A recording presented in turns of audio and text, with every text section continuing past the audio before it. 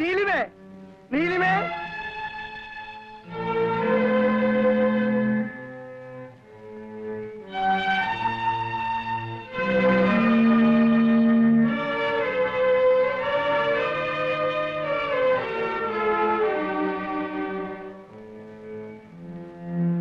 മോളെ, പെട്ടിയിൽ കുറെ സ്ഥലം ബാക്കി വെച്ചേക്കണം. അച്ഛൻ കുറെ സ്വീറ്റ്സ് ഓർഡർ ചെയ്തിട്ടുണ്ട്. അടുത്ത വെക്കേഷൻ വരെ കഴിക്കാനുള്ള സ്വീറ്റ്സ് ഉണ്ട്. സൂക്ഷിച്ചു വെക്കുമോ അതോ ഫ്രണ്ട്സിന് വാരി വാരി കൊടുക്കുമോ? പെട്ടിയ സ്ഥലം കാണില്ല. അയ്യോ, അച്ഛൻ പിന്നെ ഈ സ്വീറ്റ്സ് എന്ത് ചെയ്യും? എനിക്കറിയില്ല.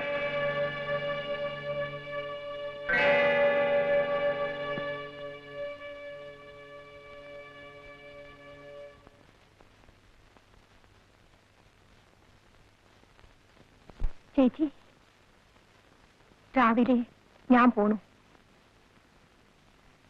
വീണ്ടും ആ ഹോസ്റ്റലിലേക്ക് കയറി ചെല്ലാൻ നാണം തോന്നുന്നുണ്ടാവും അല്ലേ?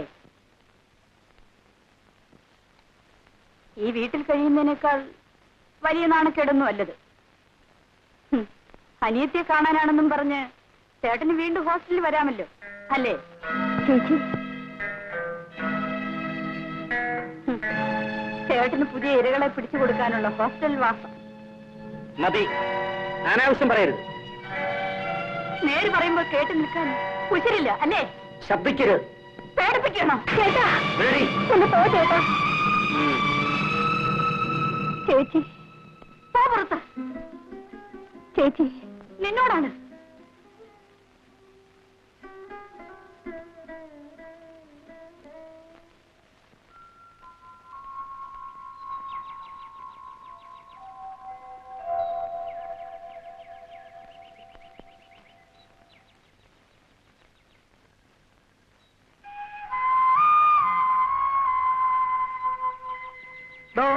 കുട്ടിയുടെ പെട്ടിയും കിടക്കൊക്കെ വെച്ചിട്ടുണ്ടോ? മോള് പോയച്ചോ. അച്ഛൻ രാത്രി ഫോൺ ചെയ്യാം.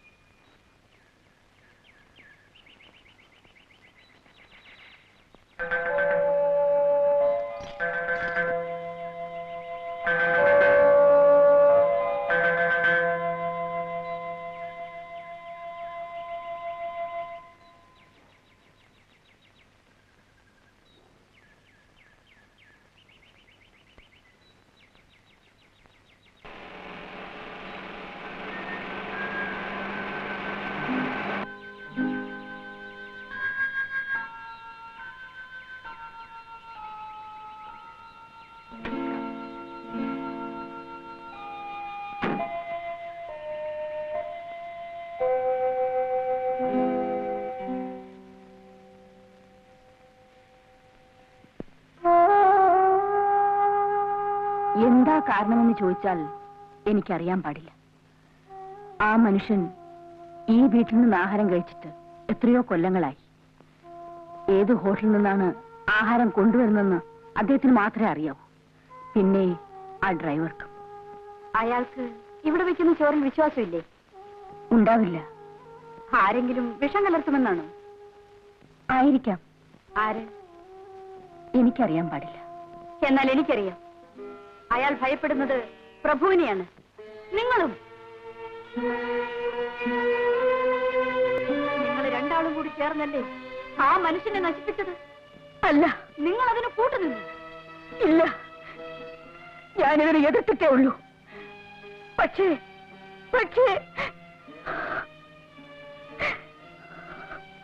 ഞാൻ നിസ്സഹായായിരുന്നു കുട്ടി. ഞാൻ മനസ്സിലായില്ല. ഭർത്താവ് മരിച്ചതോടുകൂടി എനിക്ക് ആരും ഇല്ലാതെയായി.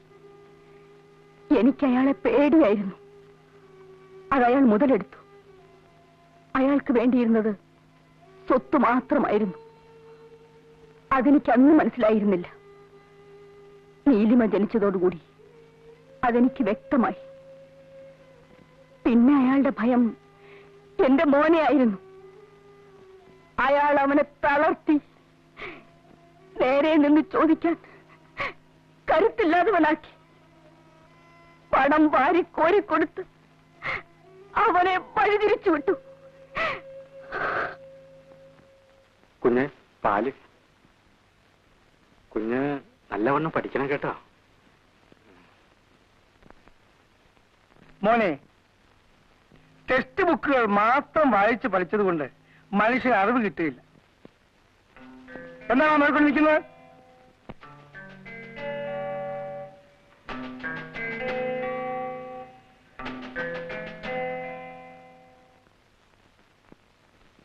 അങ്ങനെ എന്താടാ? ഈ കുഞ്ഞിനെയും നശിപ്പിക്കണം. വേണമടാ, ഇവൻ കൂടി നശിച്ചു കിട്ടണമെന്നുള്ളത് എന്റെ ഭാവിയിൽ ആവശ്യമാണ്. ആ, പലതിനും സാക്ഷി എന്നവനാണ് ഞാൻ. ബാക്കി കൂടി കാണാൻ. മതി നിന്റെ ഉപദേശം, നിങ്ങൾ പോകാം.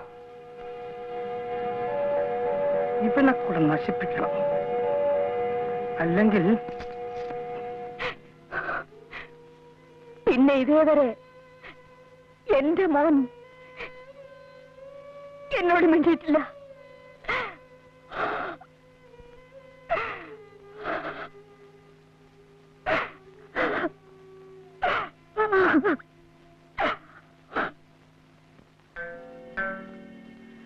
അന്നേ പിന്നെ ഇന്നേ തീയതി വരെ ടാക്സി ഇറക്കിയിട്ടില്ല.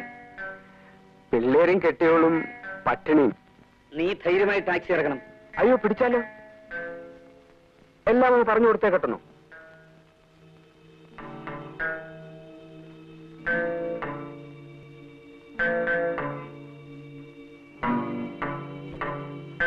ഇതാ. അപ്പോ ഞാനിങ്ങോട്ട്. ആ.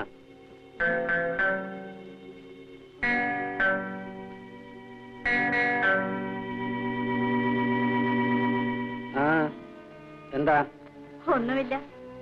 എവിടെയൊക്കെയുള്ള വേശികള് അബോർഷൻ ചെയ്ത് മരിക്കുന്നു. എവിടെയൊക്കെയുള്ള ടാക്സി ഡ്രൈവർമാര് അതും പറഞ്ഞ് ബ്ലാക്ക്മെയിൽ ചെയ്ത് പണം ഉണ്ടാക്കുന്നു. ലോകത്തെ കിടുകിട വിറപ്പിക്കുന്ന എന്റെ ഭർത്താവ് ഒരു ടാക്സിക്കാരന്റെ മുൻപിൽ ആലില് പോലെ നിന്ന് വിറയ്ക്കുന്നു. എനിക്കിതൊക്കെ കാണും.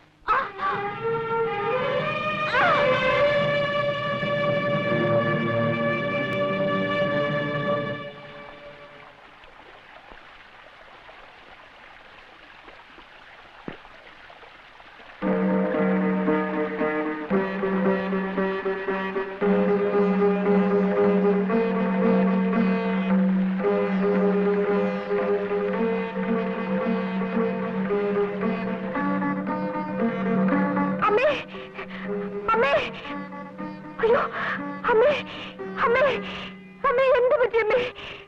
അമ്മേ, അയ്യോ, എന്ത് പറ്റി? എന്തോ ഒരു ശബ്ദം കേട്ട് ഞാൻ ഓടി വന്ന് നോക്കുമ്പോ അമ്മ ഈ കിടപ്പ. മിണ്ടാട്ടോ ഇല്ല, അനക്കോ ഇല്ല. അയ്യോ, അമ്മേ, അമ്മേ.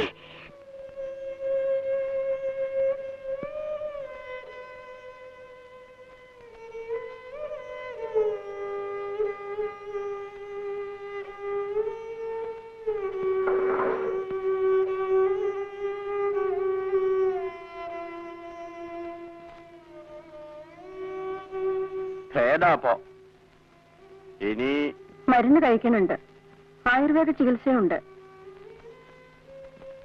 മതിയായില്ലേ? തോന്നിയാസം കാണിക്കല്ലേ? തോന്നിയാസങ്ങളും കാട്ടി തോന്നിയോടെ അങ്ങോട്ട് ജീവിക്കാം. എന്താ, തൃപ്തിയായില്ലേ? അതിനിവിടെ ആരും തോന്നിവാസം കാണിച്ചില്ലല്ലോ. ഇല്ലേ? പിന്നെ ഈ കിടക്കണ എന്താ? അത് നിന്റെ തോന്നിയാസങ്ങളുടെ ഫലം തന്നെ. അത് ഈശ്വരന്റെ തോന്നിവാസങ്ങളുടെ ഫലവാ.